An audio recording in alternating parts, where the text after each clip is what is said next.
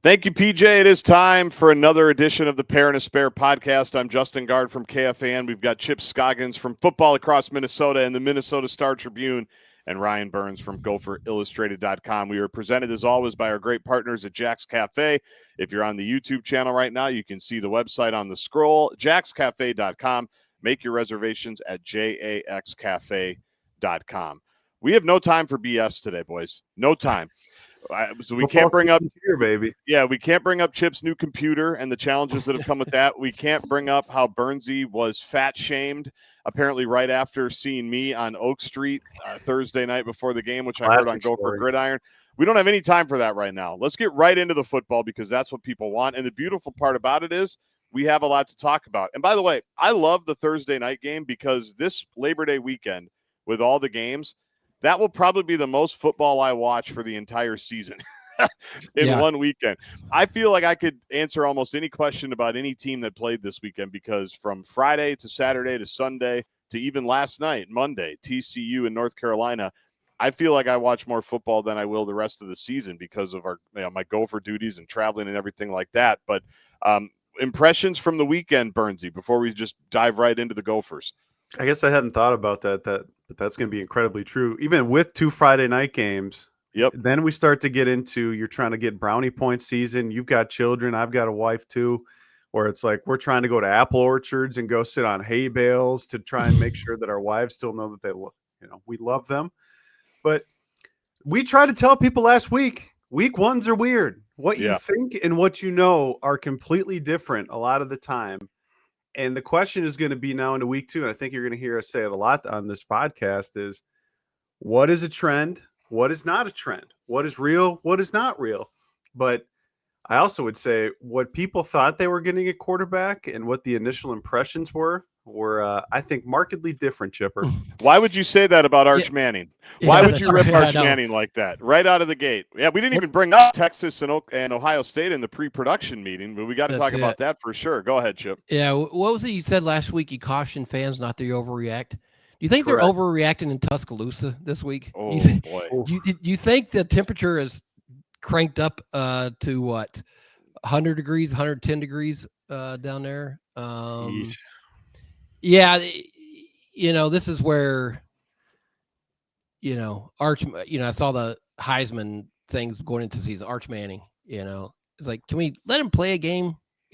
Let's see how this thing unfolds. And then I saw somebody had a good game and like, he jumped to the front of the Heisman Trophy race. I'm like, race? This is week 1. Let's let it play out. So, I love the high profile games where you had great matchups. I didn't see Penn State, but of the games I watched, the team that I was most impressed with was LSU. I thought they looked really, really good. Brian Kelly finally wins a big game in the opener, baby. Yeah, I mean, obviously Ohio State's defense with Patricia running the show there. And what they did against Texas was impressive. Florida State obviously was impressive, but I thought LSU was the best team I saw this weekend. Guardsy, what do you think before I jump back in? I think you guys hit all of it. To me, I was very excited about watching Arch Manning. People forget, by the way, he's been there a while. Like he's a junior, right? Technically. Yeah. I was extremely underwhelmed. And I kind of want to see how he obviously plays out. Chipper mentioned it, the Ohio State defense. It felt like for the first half, he didn't attempt to pass over 8 yards. You just felt like he was almost trying to be like, I'm two Manning. Like I understand. Like I'm going to manage this game, and punting's fine. I mean, how many 3rd and 8s did you see him just check it down to a tight end or a running back, and it was 3 yards, and they'd have to punt? Like. I don't know if I was expecting more gunslinger, but I was just underwhelmed by the whole operation. Like, I feel like you have a Manning, like, go out there and sling it around a little bit more. And I know he had, a couple of picks and all that, but I was just underwhelmed was the word for Arch, given that, and it's not his fault that his last name's Manning, and he hasn't done anything to, pour gas on his own fire. But I just felt like man, with all the players Texas is supposed to have, and you've got a Manning, and it looks like Kirk Cousins at the end of that Giants game that people still talk about, like just checking it down and checking it down and checking it down and checking it down. It got kind of boring. It got kind of boring where I just said, this is not fun. I'm not enjoying this. I wanted more, but maybe I just fed too much into the hype, and maybe I'm being too hard on him.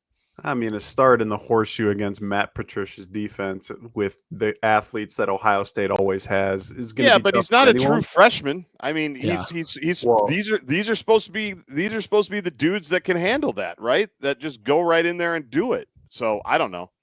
Yeah, I'd love to listen to Feinbaum's show today after he already anointed him the Heisman Trophy winner.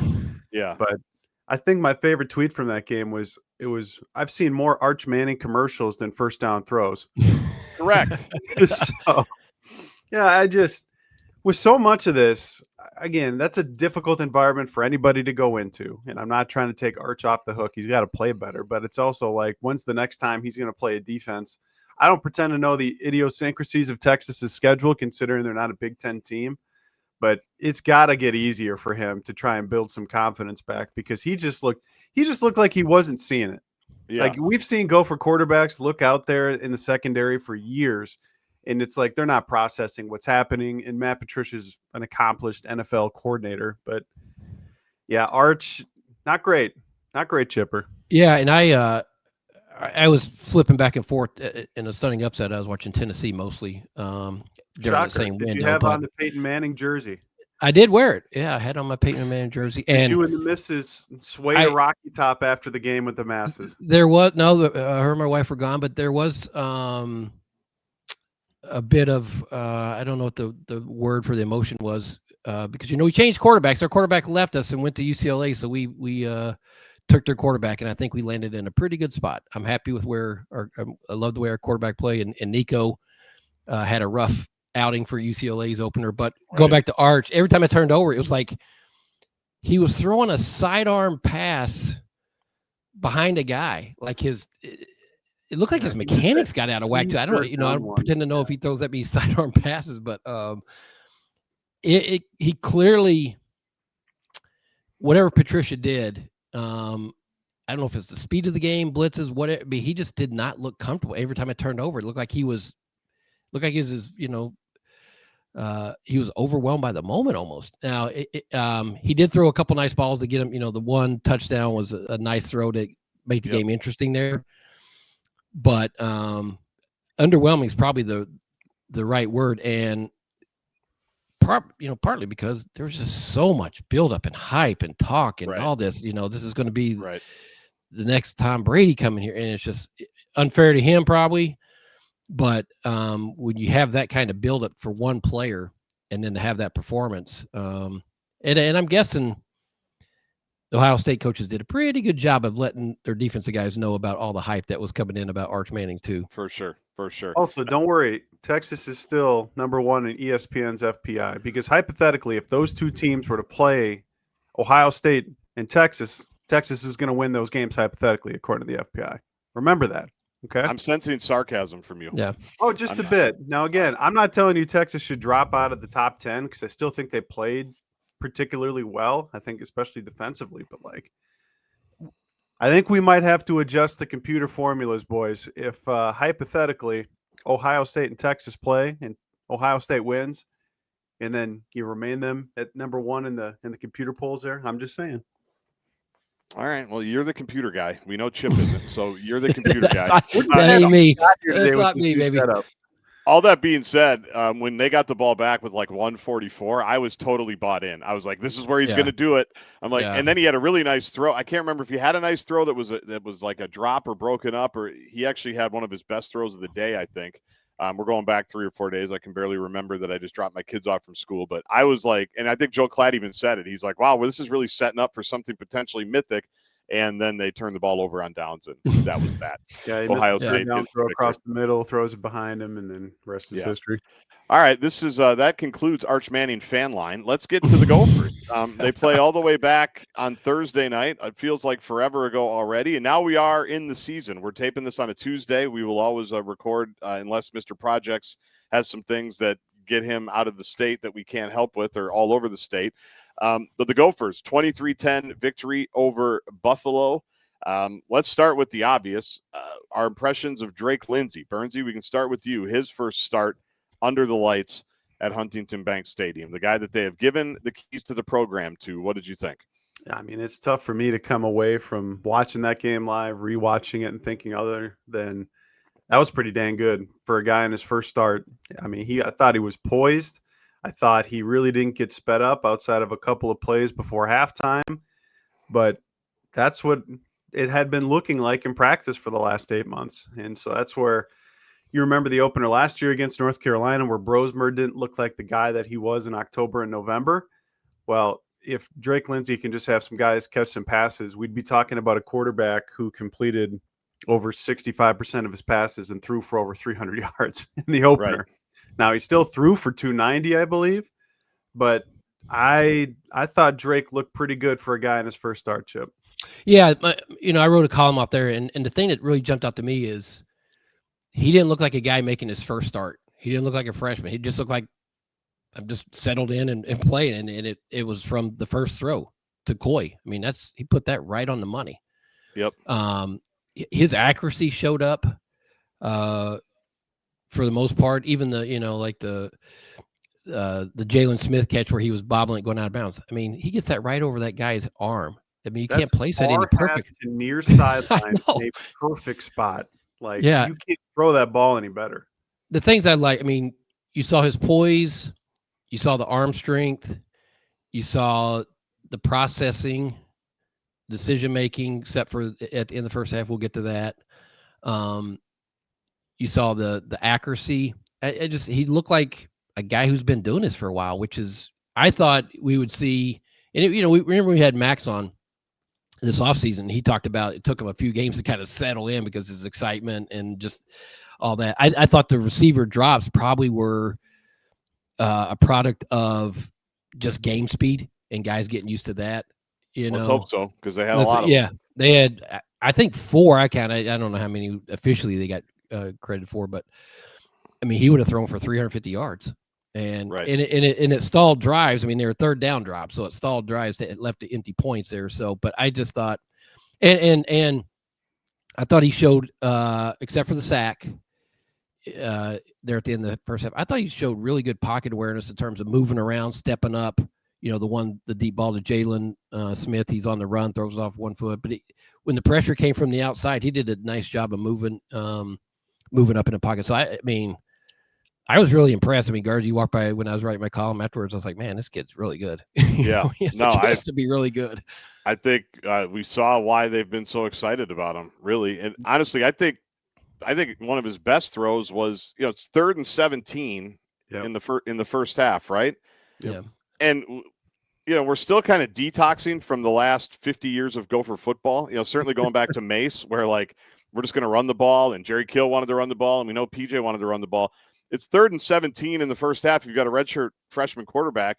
They drop back to pass. He throws an absolute dot. Jalen Smith has it for a minute, then gets smoked and drops it. And so everyone's talking about the replay on the catch, the targeting. I'm like, on the radio, I said, can we talk about the throw for a second? That's lost in all of this. It might have been targeting. Yeah, he should probably bring that in. But can we talk about how it's 3rd and 17 and PJ Fleck just dropped back to pass and the quarterback just daggered it basically between 3 people? That's what I want to focus on. And bigger picture, we all wondered, was the Brosmer, and it's one game, of course, but was the Brosmer year going to be the aberration in terms of modern offense and letting the guy throw? And I'd say through one game, they're not slowing down, right? They're going to let Drake Lindsay sling it. He threw it over 30 times. And they dropped back to pass 38 times. And by the way, we just spent time talking about Arch Manning being captain checkdown.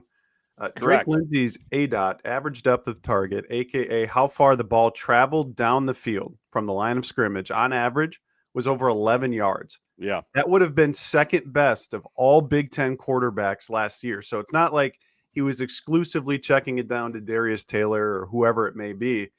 He was letting that thing fly. Now, they needed him to because, I mean, we can get to some of the red zone struggles, but it's fun to see that it wasn't at least in the opener, a 1-year aberration, because going into that final drive, Drake had dropped back to pass, I think 36 times, and Darius only had 18 carries, of which Right.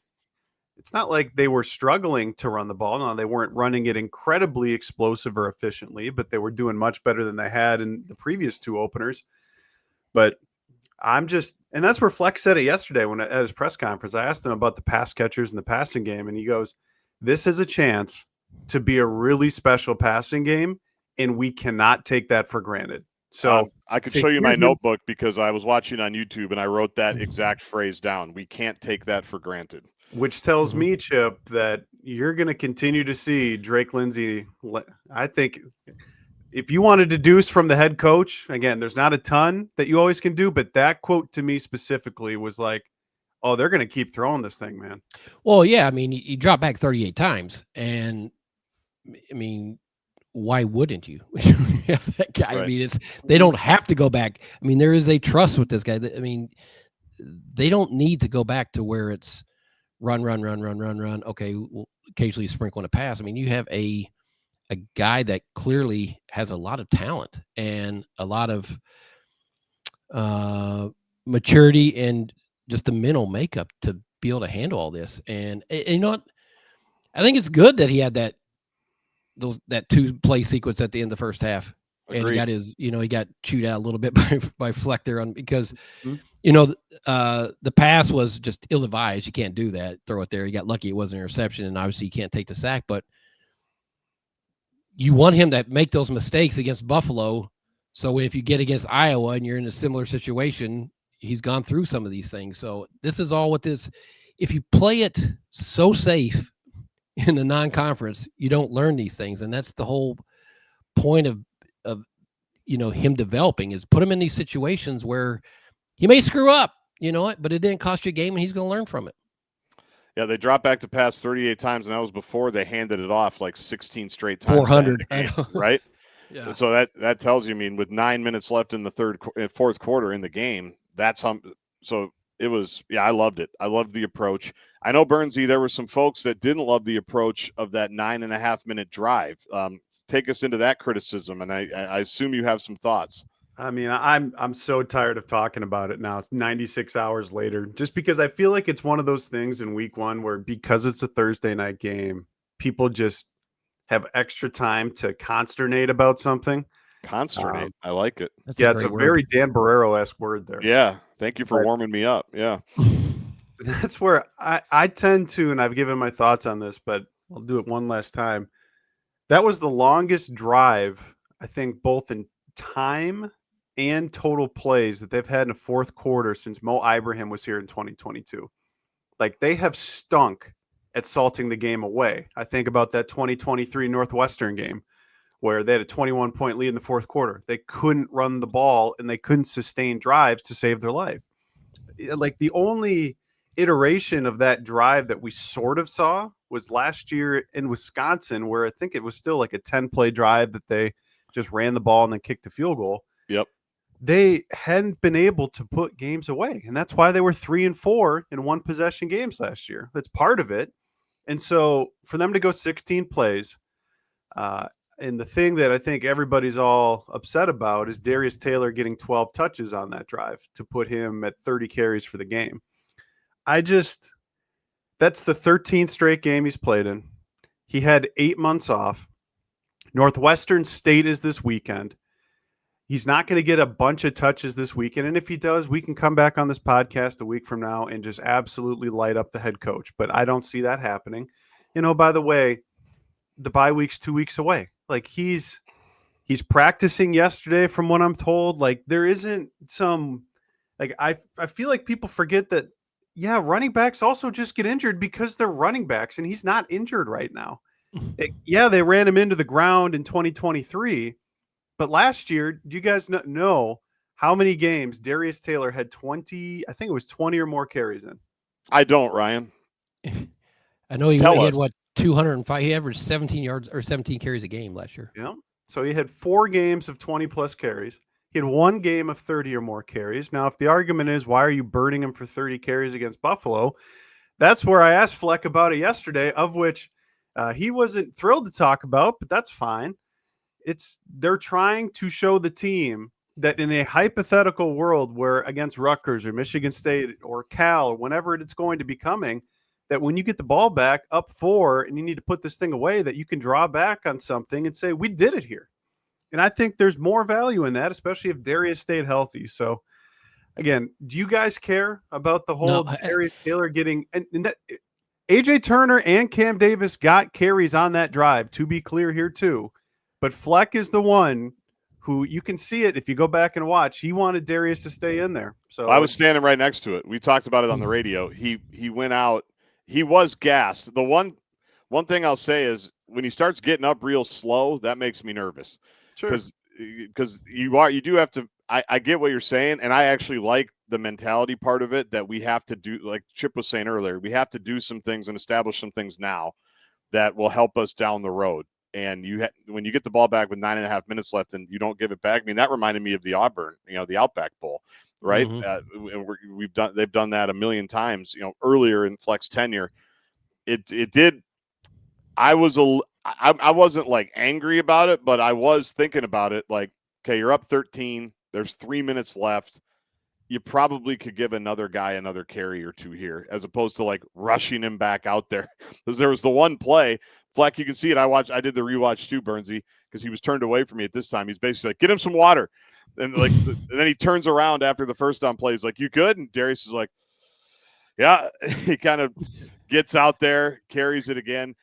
I don't think I don't think it's the end of the world, but I understand why there would be some nervousness about it, because the game was probably over at that point and you could salt it away with one of those you guys. can talk about it up until I would say 24 48 hours afterwards. We're on Tuesday, we're 5 days later, it's our first podcast. I got to be honest with you, I didn't even know this was a thing until I was texting with Burnsy on Saturday, and I just told him, said, yeah, I'm writing the Darius Taylor column. He's like, well, if you're writing about his getting 30 carries, we're gonna have a problem. I'm like, we're gonna have a problem. Where did that come from? Like, what?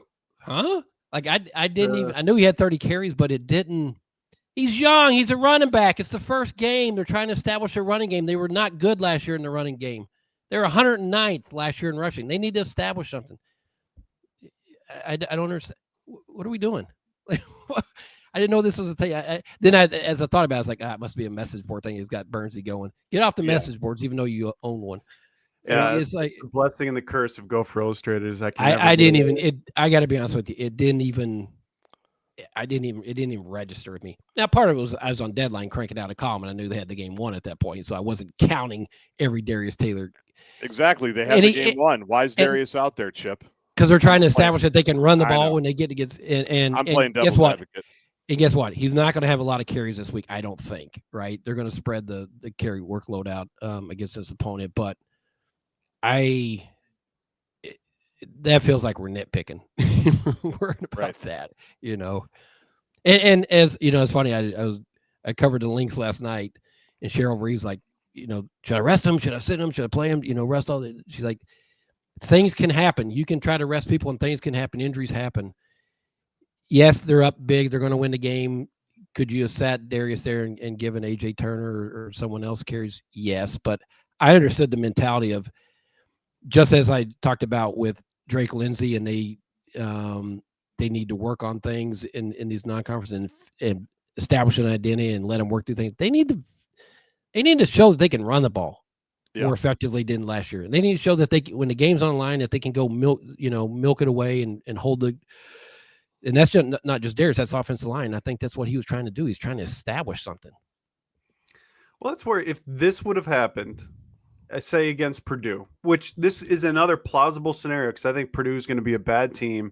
And say this happened in the Purdue game where it's the middle of the 6-game onslaught of this schedule where it's all Big Ten opponents. And in that instance, if you had burned him for 30 carries in that scenario, that wouldn't make any sense to me because you still got Big Ten games on both sides of it that Darius has been beat up on. But I just think the context of he's had 8 months off.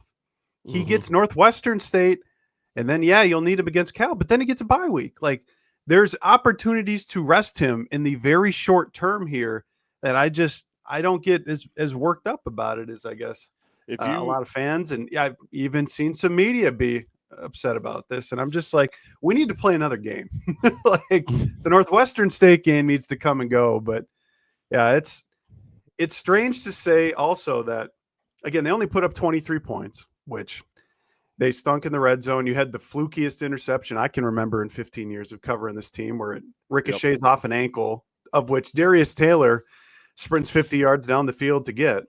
Go ahead, Chip. I have a question about that. Was Drake throwing that ball away? No.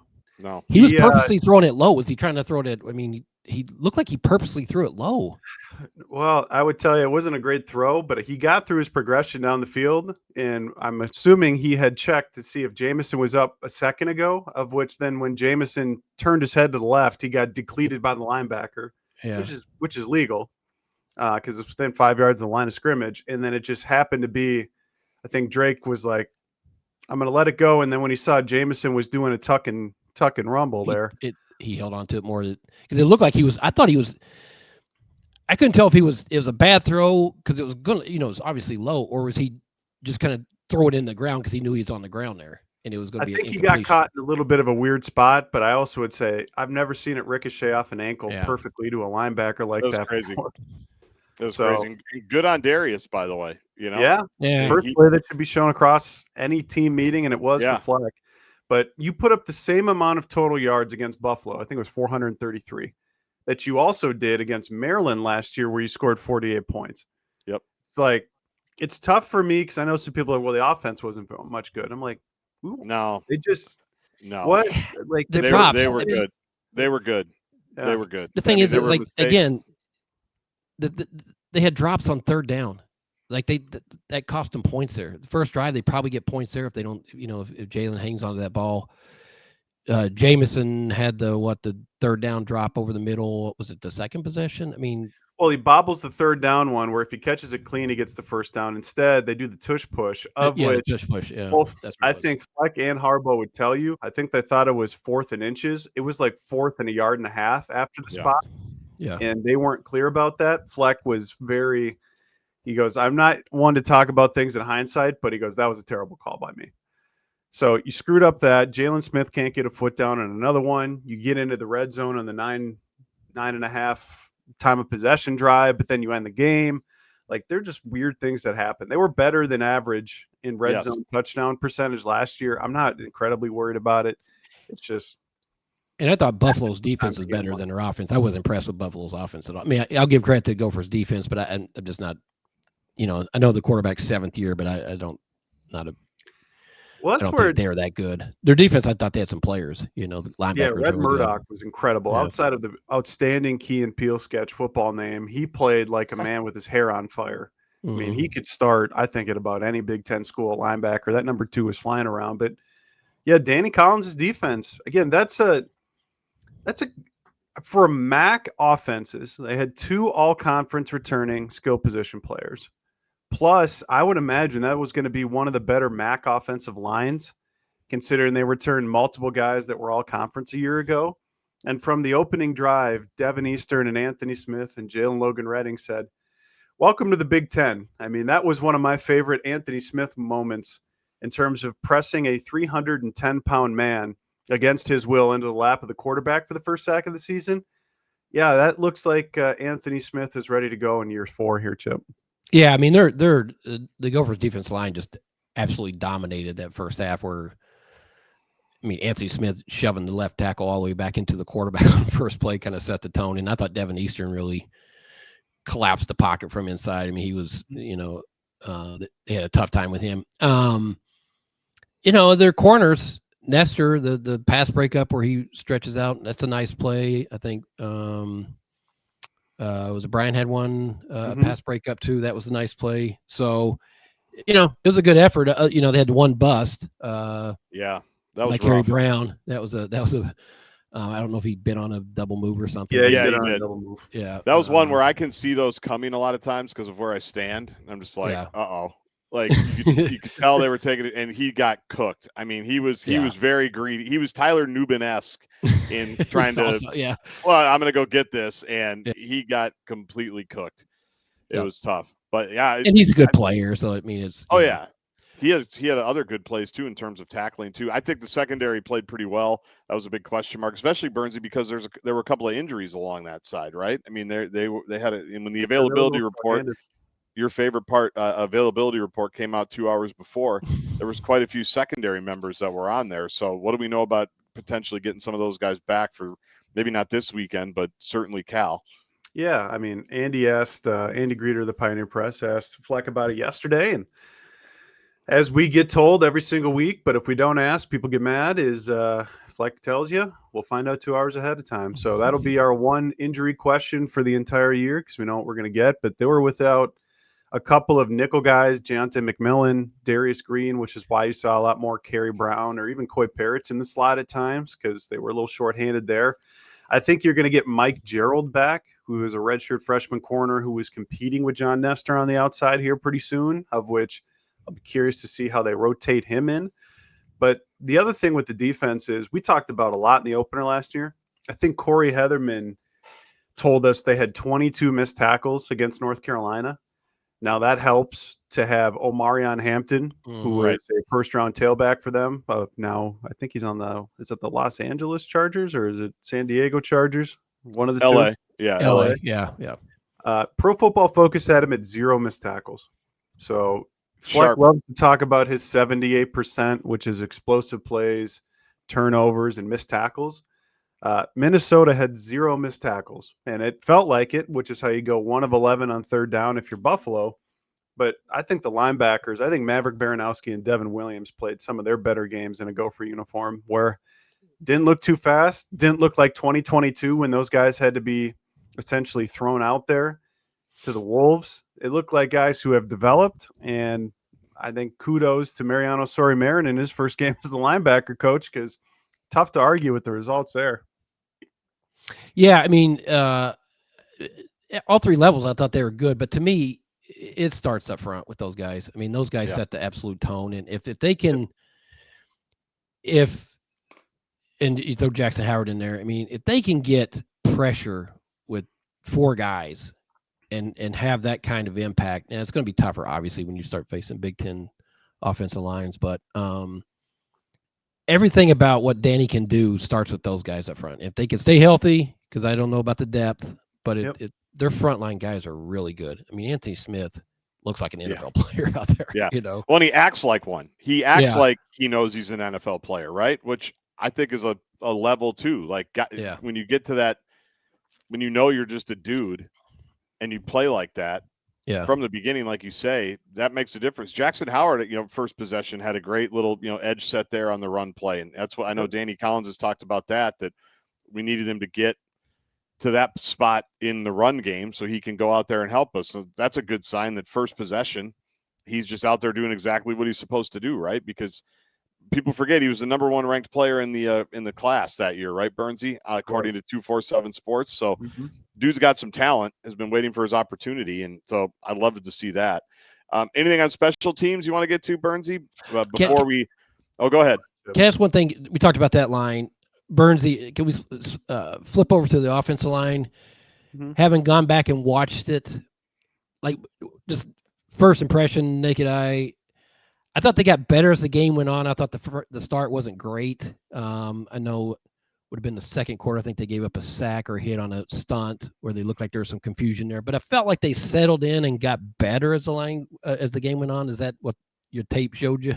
Yeah, I thought, especially compared to previous openers or previous Septembers for Brian Callahan offensive lines, they did better than what a lot of other lines have done against what I thought was a very physical front seven for Buffalo. I was impressed with the Buffalo defense in terms of the way they flew around, the physicality. I will say we'll see if it continues throughout September, but I think the left side of your line's got a chance to be pretty good. I mean, I thought Nathan Roy, I think he had pigtails in the first half or a couple of braids coming down the back there, which I can't remember an offensive lineman with braids or pigtails, whatever the heck they were, of which in his first career start, I thought he performed pretty well. I thought Greg Johnson, and Fleck talked about it yesterday too. I mean, I think that guy, I saw him get to the second level more than I saw guards do the entire year last year for Minnesota, which is only going to help Darius and AJ Turner and whoever the tailbacks are spring more explosive runs, hopefully. I think the transfers on the right side are still figuring it out. I wouldn't be surprised to see Khalid Tafai potentially mix in on the right side here, potentially as soon as Saturday. But for game one, I think they did pretty well, all things considered. But special teams wise, Pete Lembo, special teams guru, his entire background. Could you tell he wanted nothing to do with Coy Parrish? Yeah. He Yeah, I was said, gonna "Coy say Parrish it. is Yeah, not go going ahead. to beat me. No, he is not. No, and the one time he did get to return, you saw why. I mean, was it 18-yard 15? return, Yeah, plus there 18 was a yards, hold. whatever it was. He was itchy. He was getting itchy. You could tell. He was like, well, they're not going to play me on offense for a while. I'm not getting any kicks. They're not throwing at me. You could tell, at least I thought I could, that he was he hated to watch that ball sail over his head in the end zone. And he hated to look 500 yards up in the air at those punts because he wanted to go. I looked at the hang time on punts across college football because I'm a sicko. Yeah, the Buffalo punter ranked top 15 of like 140 teams. Like they sky punted everything to Coy Parrish, which matched what we saw on Thursday night, Chip. Well, guess what? I don't think that's going to be the last time we see it too. I think teams are going to sacrifice distance for hang time.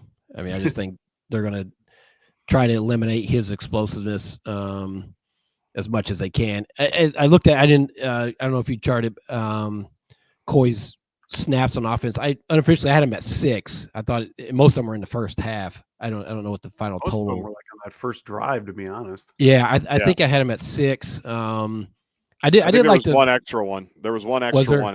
Yeah, I think it was 7. Coy played 7 snaps on offense. Okay, so yeah, I must have missed one. It's like I did like the Wildcat with him and Darius in the backfield. That opens up some things possibly. Why not? Yeah, give it a shot. Show it.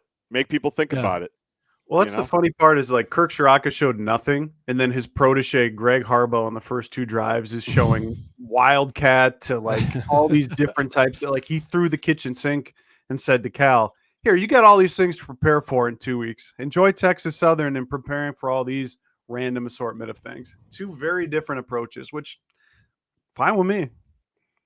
All right. Anything else Gopher related we should get to before we pause and come back and spin around the Big Ten and the rest of the country? We should talk about our wonderful partners. We should. Let's do that. Jax Cafe, our wonderful partners. And what do we know? They gave away their tickets and parking. Speaking of wonderful tickets and wonderful parking last week, and we did that on YouTube last week.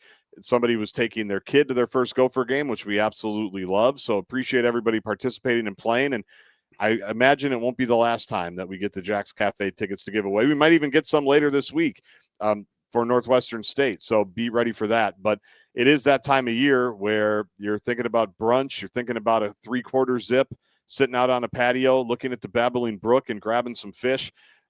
Jax has been our partner for a while. We absolutely love it. Burnsy, when we were out at Oak Street before the pregame show, multiple people just in that little 10-minute stretch. It happens all morning when I'm out there all night on Thursday.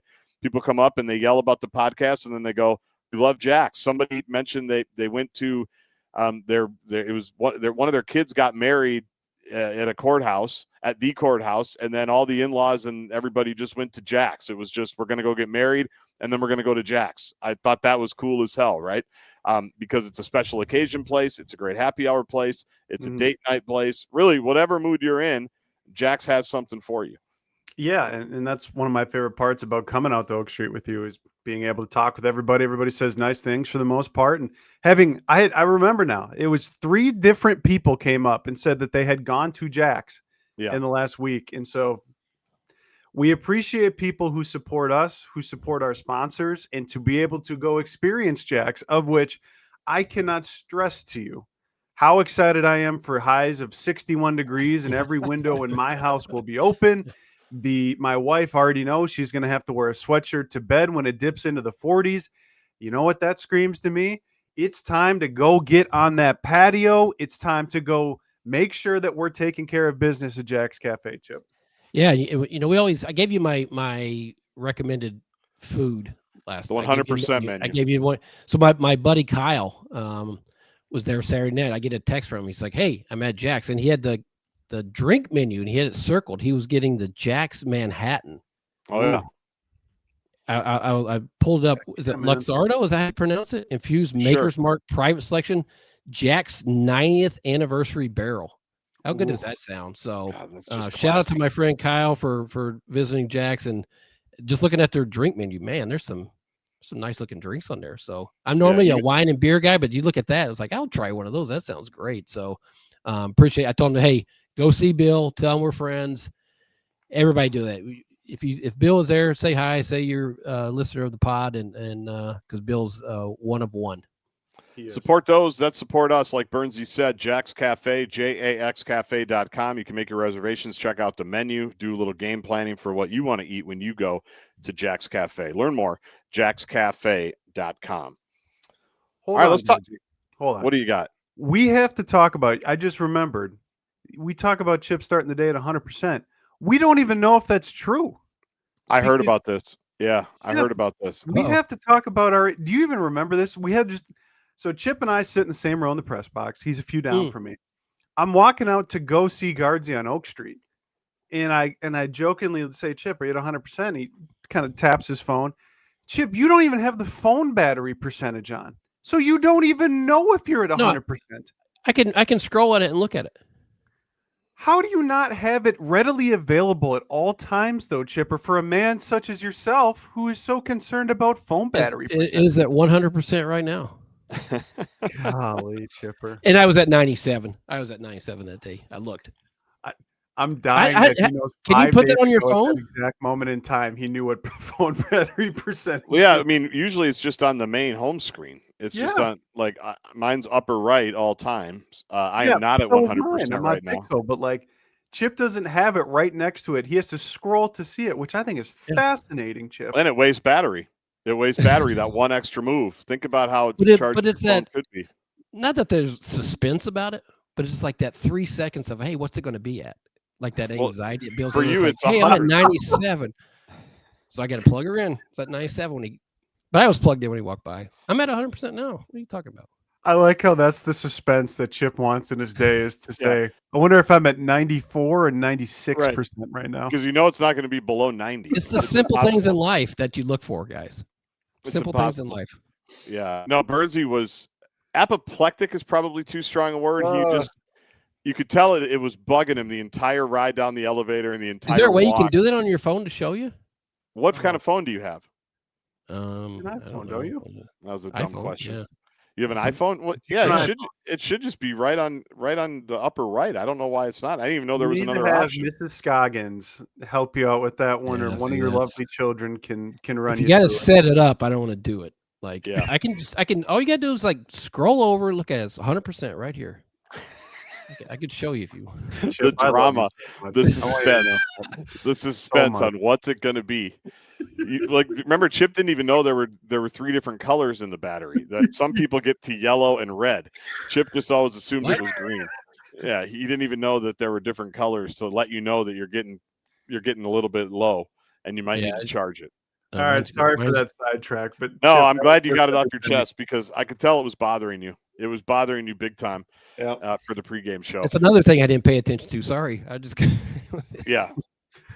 Darius Taylor carries my percentage on my phone, whatever it's supposed to be. Yeah, week one. All right, what do we make of the Iowa quarterback performance? It's another year where, and I watched a fair amount of the first half of this, and Burnsy, I texted you, I texted some other people, and I said, so Mark Gronowski doesn't look very good. Like missed a wide open, should have been touchdown on the first drive.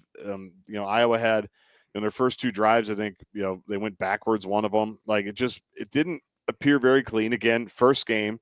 And this guy comes in very highly touted, won 1 million games, right? In FCS for South Dakota State. So I didn't watch, I guess after, they just started running the ball for the most part in the second half, and he ended up leaving with cramps, which that happens a ton in first games, as we know about. Underwhelmed, I think, to use that word again. Underwhelmed from the top of the show. I was expecting more from a guy that they were really excited to get and a guy who's been super productive. Yeah, he didn't look like the 6-year senior that has won 1 million games for the Jackrabbits. He looked like a guy in his first start, which I don't know how much of it is the off-season shoulder surgery, and maybe he's just very rusty because he didn't get spring ball. But it's tough to not watch that and think, boy, is that game against Iowa State this weekend going to be a huge litmus test for not only him, but to kind of set the tone for the entire Iowa season of, if Gronowski does this again and just is missing simple throws and Iowa loses to Iowa State partly because of their offense, it's tough for me not to say, here we go again for a guy you paid $1 million+ to come see you. It's just, that was, and we saw Brosmer not look great, and I'm not trying to overreact a ton, but it's like Gronowski and Brosmer were in similar situations, I would say. FCS coming to the Big Ten, experienced guys who play a lot of football. And all three of us would agree Brosmer wasn't great in the opener, but he wasn't like that, Chip. Yeah, I didn't see a second of this game. Did he miss early and they shut it down because he only attempted 15 passes? Well, he left the game also with cramps, as Guardsy said. But 8 of 15 for 44 yards. So I didn't know if he was a bad early in fairness. Like, let's just run the ball and win with defense and special teams and run. Pretty much, and he scored a touchdown running. Yeah. Yeah, I think they did. They shut him down pretty much, and then he got shut down because of the cramping. So it's you're right. Well. You don't start well, and then you don't give him opportunities, and that's the strange part to me is, okay, he didn't start well, but it's like, okay, well, let's get some easy rhythm throws going for him to get him some confidence going into Iowa State. Yeah, no, thank you. All right, cramps. Let's get him out of the game. So I don't know what to expect from him in the Cyclone matchup this upcoming weekend. Well, that's the thing. It's like you would think going into such a big game, this Cyhawk week, that you would want him feeling good about your passing game going into that, so you're not answering questions about the quarterback in the passing game and throwing for 44 yards going against your interstate rival. So yeah, I'm curious to see what that looks like against a pretty good Iowa State team. I've seen them a couple times here. Their defense isn't great, but they can run the ball. They got a veteran quarterback, so that should be like if Rocco on the road. The reason that they win, and Mark Gronowski is part of the reason why Iowa loses. Boy, is that going to be an interesting, because Guardsy, you're the Iowa alum. Well, I'm not the alum. I didn't graduate from there. Yeah, let's get this right. Yeah, let's get it right. I didn't graduate. He attended school there. Student athlete. Yep. Are you surprised at the media reaction being kind of what it is in terms of, I've seen a lot of columns saying like, let's not press the panic button, which okay. But also that was like Chris Strevler, San Jose State almost. Yeah, that we watched. That's a good example, though. Strevler ended up getting time in the NFL. So I do think, I'm not surprised because he has been so productive before, because you even said last week, Burnsy, it's 1 week. Yep. The problem is there's so much Iowa quarterback baggage, and I pulled it up because I wanted to get the exact number, because the other interesting thing is, and I was texting with some Iowa friends over the weekend just to kind of get their thoughts. Kirk Ferentz picked up his 205th victory over the weekend, which ties him for the most in Big Ten history with Woody Hayes, right? Like, the guy's had an unbelievable run. Everybody knows what I think of Ferentz. I think we all agree. I mean, I hope he coaches forever. What he's done there is beyond, to follow up the Hayden Fry run and have basically one of his own, just like it, is incredible. And he's done that with very few quarterbacks that you can just go, that guy was a dude. Like even Brad Banks, when I was in school there, Brad Banks split time his first year. He was the Heisman Trophy runner-up to Carson Palmer and had an unbelievable season. He was splitting time his junior season, but we're all watching it going, why isn't Banks playing more? They should be playing Banks. Like, before they went to Ricky Stanzi, who was a dude, they were playing, I think, Jake Christensen, who was awful.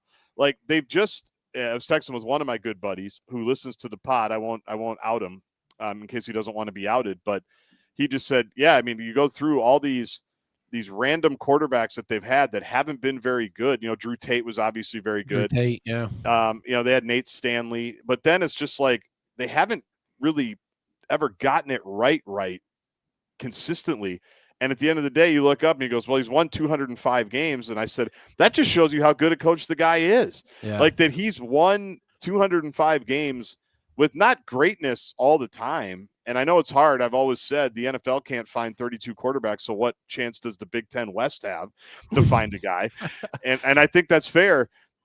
It's just crazy that, just the last handful of years, whether it's, they're firing Brian Ferentz or they're, bringing in Tim Lester. It's like they haven't been able, and again, it's one game and maybe they found him, but Cade McNamara was supposed to be that guy, right? That was a disaster. You go back before, all the quarterbacks that we've seen that the Gophers have played. And by the way, they've still beaten the Gophers with just ridiculous quarterbacks. It's crazy to me that they just haven't been able to, like, in a while, find that guy. Yeah. Well, that's it. I mean, when you're saying not panic, it's because they've had bad quarterback play and they wind up 9-3. Right. It's like, really since CJ Beathard, right? I mean, when they went to the Rose Bowl, that was 10 years ago. I don't know all their quarterbacks out. I mean, because Beathard was Nate good. Stanley since then? I think Stanley was before. Stanley was before. Yeah. Yeah. Okay. We're getting old, man. I can't remember all of that. I know. But I was Drew Tate. He's the one that always stands out to me. I thought he was. Yeah, and that was 2002. Yeah. 2004, I should say. Banks was 2002. Tate was 04. Tate was when I was on the beat. Yeah. And he was a nice player. For sure. But they just haven't, like, there's the reason why the fans are probably panicking more than the media is because they've watched it for a while, since CJ Beathard, really, unless I'm forgetting someone and people can hit the comments and remind me, but they just haven't, the offense has been a thing now for a while. And a lot of that is because they just haven't had good quarterbacks, which is stunning. Yeah, it is. And that's where you would hope that Gronowski would throw for more than 44 yards against the powerhouse that is Albany. But when you also have the offensive line that Iowa has, and really good, which is, I think, a top probably 4 Big Ten offensive line. Now, the other underrated part of that game is, didn't their starting tailback go out and then came back out to start the second half in a sling, which that may impact things considering you go from Caleb Johnson to your starting tailback, then gets hurt. Now, it may not matter if, to Chip's point, if Iowa State's defense, which has already struggled to an extent, if they can't stop the run, it's going to be a long day in that Cy-Hawk rivalry. But Gronowski's development throughout the month of September is something we will all be watching. So Stanley was after Beathard. Okay. Stan Z was before Beathard. Stan Lee was after Beathard. And Stan Z was good, but even I say that, it took them a while to give him the ball, if I remember correctly. And did he go Tate Stanzi? Kind of. Tate? Yeah. Well, there was the Jake Christensen was in there. Okay, yeah. And he was like a 4-star, big-time Elite 11 quarterback, a lefty. And I remember being at the game where they lost to Western Michigan. This was before PJ got there, and it was not good. I mean, it was worm killers. It was bad. And then they split time, I think, maybe the next season, if I remember right. And then Stanzi kind of took it over. They went to an Orange Bowl, and the rest is history. So they've had they had a good run, from Tate to Stanzi to Beathard to Stanley, who spent some time with the Vikings and in the NFL. But kind of since then, they just haven't been able to find consistency. And that's been one of the problems why the offense has struggled. But also, they're in the middle of, like, maybe the best record-wise run in the entire Ferentz era last 6 years. They still just win 9 or 10 games. So it's like, that's what's amazing. That's what's amazing about the whole thing. They've never needed greatness from it, right? They've just needed competence. And even in spite of not having competence, they've still been able to just rack up victories and win the West a couple of times. And the rest is history. Wisconsin, they lost their quarterback. They had they win the game 17-0. It was 3-0 forever. This game was on the same time as us, right? So I saw none of this. So I will lean on you guys if you popped your head in on it and saw kind of what was going on there. But they get the victory, which they need, because we know how tough their schedule is. We've talked about it a lot. Yeah, Billy Edwards not being out for the season is a great thing for them, of which when you leave with a non-contact lower leg injury and then are immediately ruled out coming out of halftime, it's safe to say a lot of Badger fans, I would imagine, are having Tyler Van Dyke flashbacks and thinking to ourselves, are we really going to have to ride the horse with Danny O'Neal for the rest of this thing? So I think the media reports have been since then he might be available for the Alabama game, of which I think I'd be surprised if that's the case. But I mean, Miami of Ohio was one of the MAC teams that, unlike Buffalo, got absolutely pillaged in the portal, especially offensively, where I think they lost. I mean, they had like a Cal offensive type of portal getting decimated. And so to not score any points makes sense to me. The Badger defense looks fine, but I think the whole thing comes down to, Chip, going from the Dairy Raid to a 2 and 3 tight end offense in one offseason is really tough to do. And it's really tough to try and say a lot of positive things about that. Well, and you know, you talk about all the uncertainty of an opener and nerves and all those things, and then you lose your quarterback and you spend all your camp thinking it's one thing, and then you're down to your backup. So it's hard to really read too much into their opener because of that. But it's interesting. Is this year 4 for Fickle or 4? Right, this is 3. 3. He same as Matt Rule. They're both year 3. Mm-hmm. And it's like he's still trying to figure out what they are, who their identity is, what they want the program to be. And I don't, you know, these ones in non-conference other than Alabama, I mean, well, they you know, they have to get as many wins as they can because of that schedule. But I'm curious to see as this season unfolds what Fickle wants them to be. What's their identity? What are they going to kind of, when you watch Wisconsin, you know they're going to do this well. Like, what is that right at this point in his tenure?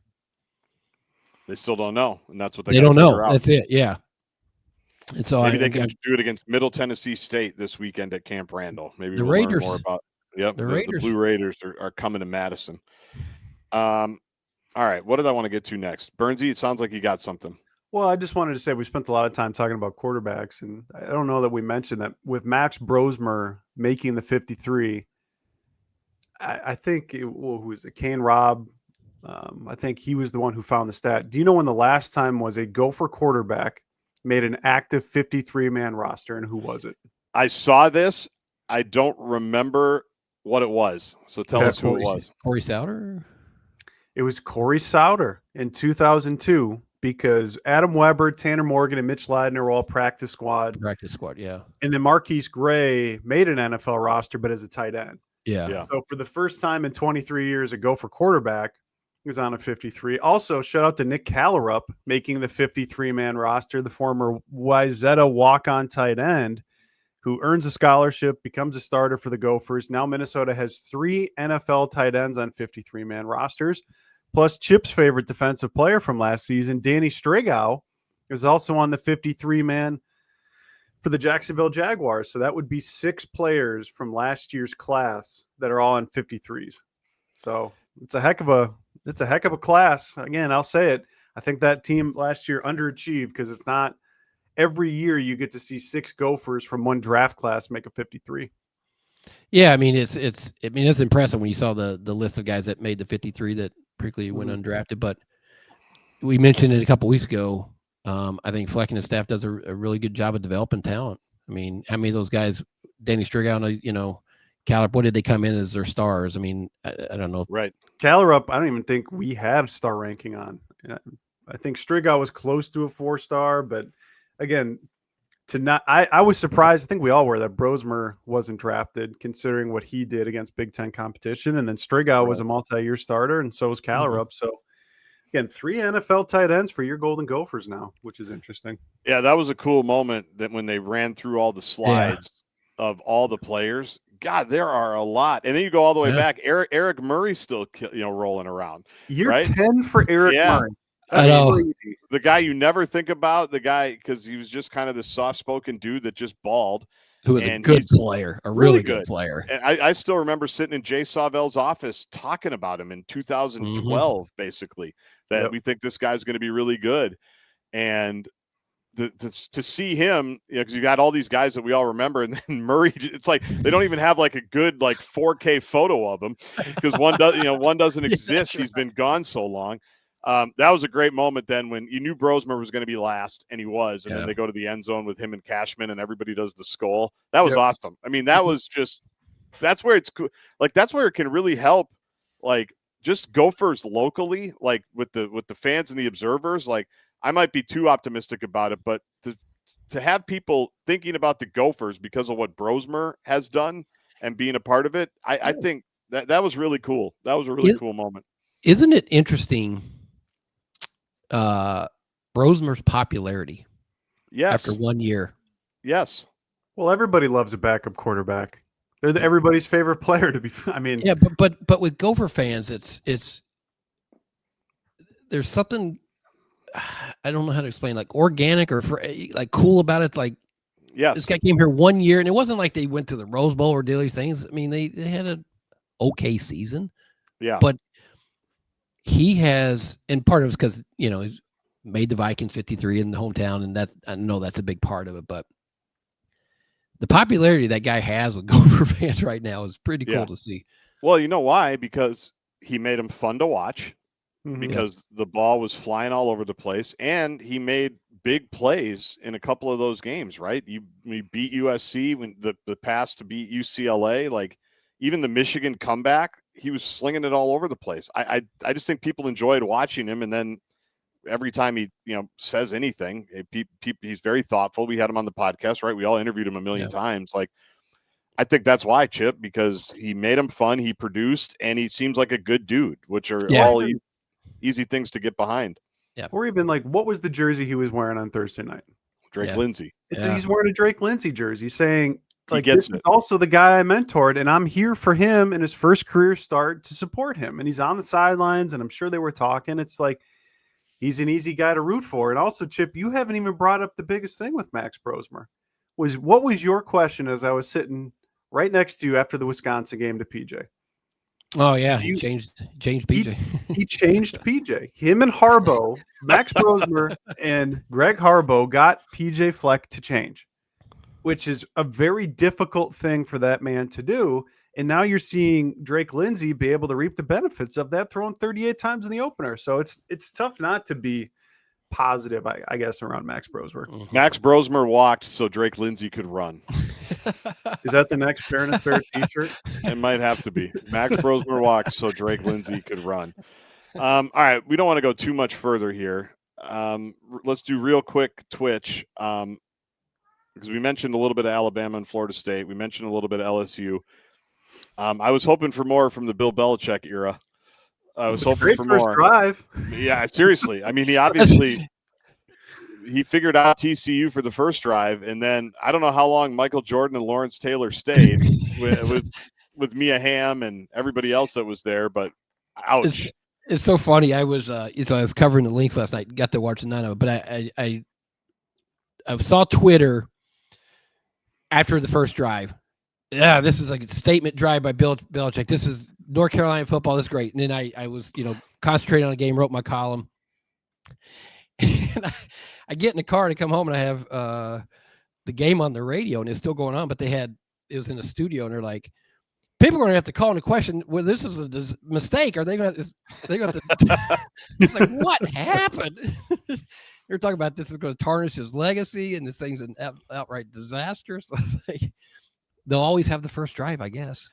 It reminded me a little bit of the first drive of the NFC Championship game after the Minneapolis Miracle, when the Vikings went right through, and I think Keenum found Rudolph. Yes. Top left at the end zone. And I just remember being I was in the radio booth. Good for me, Burnsy. What it's like being you with those multiple game balls in the background. There. I was in the, by the way, I'm going to have something else here in the next few weeks. I'll see if you guys. God, it's so tough to be Justin Gaard. It's not going to be, I don't know if it's going to be a game ball, but it's something else that's kind of interesting. But I remember all of us, because remember the Super Bowl was in Minneapolis that year.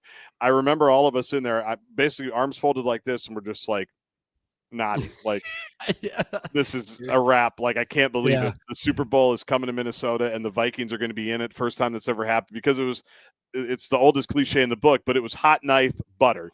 It was right down the field. Yep. And I'm just thinking that's what Belichick and Michael Lombardi and everybody were thinking on the sidelines last night at about 7:11 Central Time. Like, and they thought we couldn't do this. They thought we couldn't come here and replicate the Patriots model here in Chapel Hill. What do you think of us now? And then it pretty much just imploded. The best part was 41 straight points after halftime when, first of all, Herb Street gets caught on a hot mic saying they're bad as they're either coming back or leaving break. And then he can't even finish the sentence, the first possession of the second half, saying, this is a big drive for the North Carolina defense, 75-yard touchdown. Like, I know people – I'm not one that wants to pile on. I like the idea. If Bill Belichick wants to coach, go ahead and do it. Obviously, it's been a gong show with his girlfriend and the interviews and the distractions. It doesn't seem like Belichick is the same guy he was maybe 10 years ago, but I'm not going to pile on as much as some others, including a TCU player that Instagrammed or live streamed last night that Bill needs to call his girlfriend after that. I'm not going to pile on. But it was ugly. I don't even know what the word for it. Disastrous, cataclysmic, pathetic. I don't know what the word is. I mean, they're getting booed at home in the third quarter. I think the only solace or cool moment would be Brad Johnson's kid last night, who why isn't he starting? I mean, I think he was a starter a year ago.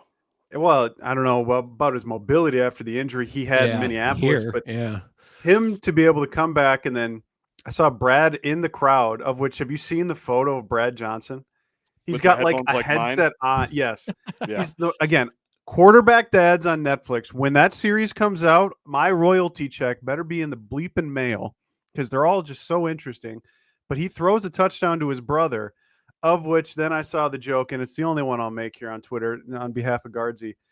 Max Johnson is the quarterback's name. He is the same age as Bill Belichick's girlfriend. Wow. What was the score of that game? It was at 48-7 or 41-7? 48-14. Yeah. Because at one point it was 41-7, and somebody made the joke when his girlfriend was 7, he was 41. Yeah. And it wasn't true. He's like, he was 50-something. Like, it was older, I think. But, I read Ross Dellinger from Yahoo. He had a big takeout. He was down there just talking about the money that North Carolina has invested on that football program. I mean, they were crazy. All in. And so I'm sure there's some nervousness going on at that university right now, considering the money and Pete Thamel and everybody was there. They're talking about just the buzz that was going on around Chapel Hill and everything. Jordan and Lawrence Taylor and Mia Hammond, all these celebrities were coming in, and to fall flat like that, I don't know that you can have a worse debut than what that was. No, that was it. I don't even know who they play this weekend. Somebody can look it up. Charlotte. Okay. Yeah. Good luck. So there was that. Any thoughts on the Northwestern State Demons before we get out of here? They snapped their 1,022-day losing streak, because they hadn't won a game since November of 2022. They won 20-10 last week, an FCS team out of Louisiana. Yep. They stormed the field and everything to celebrate that program. Well, I do like it. I mean, learning more about them, the program was in complete shambles a couple of years ago. They had a player killed, possibly by another teammate. They had drug problems. They basically shut their season down. Yeah, they forfeit the rest of 2023. Yeah, because they basically just said, we're not doing this. The program's a mess. So Blaine McCorkle, which is a great football name, feel like he should be in Friday Night Lights, with Red Murdoch. He leaves a successful program, a Division III program, to come to, I'm going to try to pronounce this, the Natchitoches. Chip, you're kind of from the South. Yeah, I think the Natchitoches. You're kind of from the South. Natchitoches, Louisiana. And he says, why in the world would anyone, much less someone who was comfortable in his previous job, leave a successful program in Mississippi to take over the troubled program in Natchitoches? That was the question. And his answer was, why would any coach in the world not want to be the head coach at Northwestern State right now? If you're a coach and you're coaching for the right reasons, why would 250 people not apply for this job? Where else in the country is there a better opportunity to speak into the lives of young men right now than Northwestern State? I love this guy. Wow. I love this guy. So those are my thoughts on Blaine McCorkle. Because nobody wanted the job, and he said this is from a year ago. That's how deep my prep goes, Burnsy. August 23rd, 2024. He said, "Yeah, why not? If you're in it for the right reasons, go make a difference, go make an impact." And he said they practiced winning last week. They basically did a scrimmage and pretended like they won. Then they had to go back in the locker room and celebrate and do all the stuff that they do because they didn't know how to do it. And now they do, because they got that victory for the first time in forever. It's a cool moment for them. I'll say If that. you're asking me about the All-22 and who their players are, I don't know any of that yet. Look, I'm just on with the utmost peace and love here. This should be a game in which 60 players play for the Gophers. But do you know how many other FCS opponents in the previous 8 years Minnesota has played? I'm going to say 3. Okay, Chip. How many years? We'll go the 8 years of PJ Fleck previous to this. Previous, I will say 4. I don't know, 4. So they've played 3 previous FCS teams. They played South Dakota State in 19, Western Illinois, and Rhode Island before. This will be the 4th FCS opponent. Just wanted to, make a comparison here.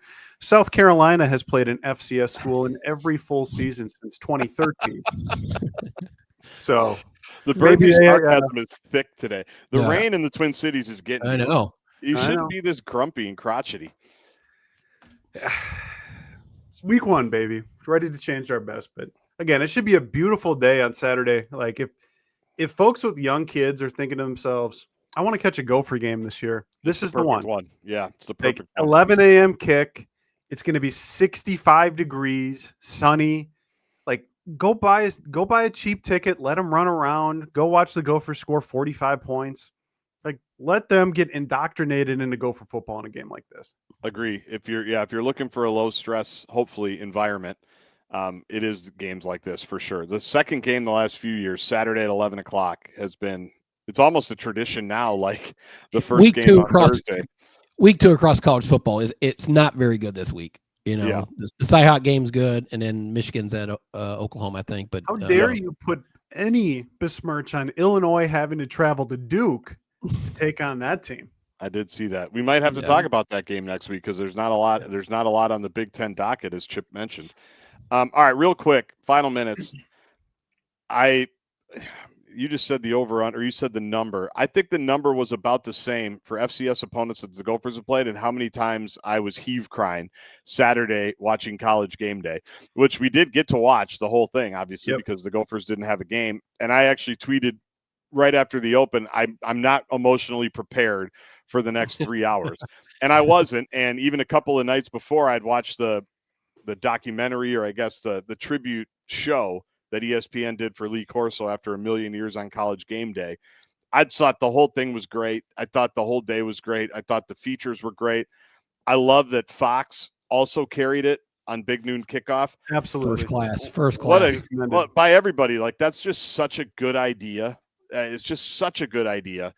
And the fact that they did it in the shoe and had, the band spell out Corso, and then that whole scene is there. And it was awesome. The whole thing was awesome. And we all hate it because, as we were saying before, Burnsy, when someone's been a part of your life for 30 years, basically, right? Maybe more than that.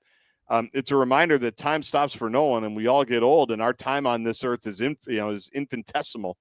You hate to see kind of these passages of time, but I thought, just really well done by everybody the whole weekend.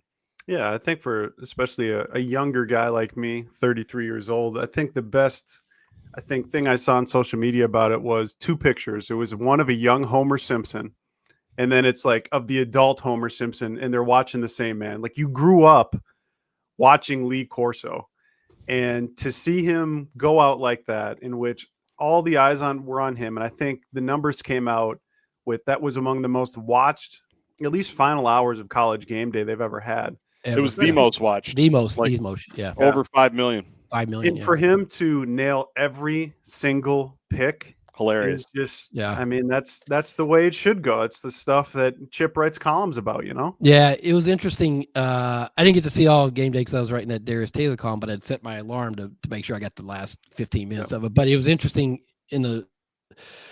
seeing some clips on social media of years ago when it was him and Herbstreit when they were a lot younger. And then you realize, gosh, I've been watching this a long time. When you think about Herbstreit looked like he was 30 or, he probably was, or 20. I mean, just how long they've been a tandem and been together. And, it was cool to see him end it where he began it, right? Made the first pick and Yep. And for the band to spell Corso and then him to you knew which way he was going to go, obviously. In picking him, he's like, Texas is number one, and nobody's going to poor Ohio State, poor Ohio State, yeah. And then to put that on and get the standing ovation. I'm glad he got to go out that way, and then you're right to go 6 for 6 on his picks. I mean, what a walk off! What an absolute, because you had to pick Florida. I mean, obviously his ties with Florida State, he's probably going to do it anyways, but to beat Alabama, and then he had Miami over Notre Dame, which was a great game. I saw that, but you just realize, to me, it hit me when I saw the earlier clips when they were a lot younger and they're in the studio before they were out traveling. It's like, man, I've been watching this show a long time, and it's been a big part of my college football experience. It's a big part of everybody's, and just how TV is now. I mean, these guys changed it. Corso changed it. He's, McAfee even said it, like, because McAfee's like, the Corso fill-in now, right? I mean, he's essentially now the theatrics of the show, and of course, nobody was doing that before he did it. The craziness, the zaniness, the Dick Vitale stuff, like we talked about, the Charles Barkley stuff, like, it's show business, baby. It's entertainment. Like, dressing in outfits. Yeah, I mean, he's walking the bison in Fargo. I mean, and then I even had a friend of mine text a picture when they came here, for that game against Wisconsin, and Corso's walking, in the freezing cold that day, and he stops, and there's a little 7-year-old that's got a bunch of Gopher stuff on that wants his high five, and he's got a great video of him hitting him on the head and going, "Go Gophers," and then just walking off. Like, that's like, that kid will have that the rest of his life, Man. Like, in so many towns. And the great part about Game Day is they started not just making it about the Blue Bloods. Of course, it's going to be about the Blue Bloods at the end of the day, but that they've been to the Dakotas multiple times, right? Yes. Not just for NDSU, that they've done FCS, that they, obviously everybody, you had the list of the places that they'd never been. Minnesota tragically was on that list for a long time, right? With, Kansas was on there, and, Duke and all these places. It just touched a lot of people, and it was, I thought, just so well done. But I miss the old days, though. I do miss the old days. I mean, I got the pencils right here. I mean, I can do it. You miss the old days when he was at his best. Yeah. And obviously when you have a stroke and you have health issues, and he's 90 some years old now, you're not going to be the same guy, because other people also said, I wish they wouldn't do that to him. It's like, if he wants to do it, screw it. Let him do it. We can all Herb Street's there to help him through if he's having trouble, which was another great offshoot, their relationship. I'm rambling, but amazing. It was just, I just thought the whole thing was great. Yeah. So, perfectly said. Any other final thoughts? I don't think I got much. I hope Burnsy and I take care of Chip as well as Herb Street took care of Corso as we get We're getting going. Close. Another 30 years on the pod. Well, we're going to lose Chip to the Smoky Mountains before that happens. I know. And we're going to ask him, are you going to have broadband in your Smoky Mountains? He's going to go, what's broadband? I don't even know what broadband is. I got 5G. I guess I could do a StreamYard, because we should still keep it going when Chip's done shoveling snow in 5-10 years. And as long as you got something coming out of that still for us, Chip, and wherever you are, I think I'll have you down for my moonshine breakfast. Oh man, it's good living. Chip's gonna be on a Discovery TV show with those moonshiners out there. It'll be good. All right, come see us on Oak Street. If you're there, about 9:40ish, I think. We're gonna move Burnsy away from the band. We've been doing the pregame hit, Chip, right when the band comes through, and it's funny. You can't. It's always good. Oh, it's like cymbals sound like they're literal. I mean, you're in headphones like guards. You can't hear yourself think. Yeah, no. So we're gonna finally get smarter, and I think move Burnsy away from right when the band comes right by us. But come see us on Oak Street. We always love it, and make sure to check out Jax Cafe for all your dining and party needs. JAXCafe.com. Brunch, dinner, lunch, happy hour, parties. Never too soon to think about holiday parties, class reunions, the whole bit. Jax Cafe has you covered. Make your reservations at jaxcafe.com, and we'll talk to you next week on the Pair and a Spare podcast.